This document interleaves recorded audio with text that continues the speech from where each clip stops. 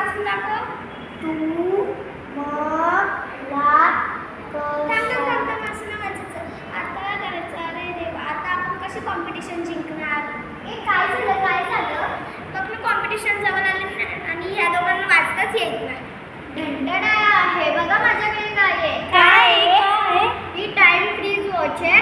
मी जर हे बटन दाबलं तर ही वॉच ना पूर्ण टाइम फ्रीज करेल. मग आपण दोघांचंही वाचन करता येईल. चालेल. मी आता बटन दाब.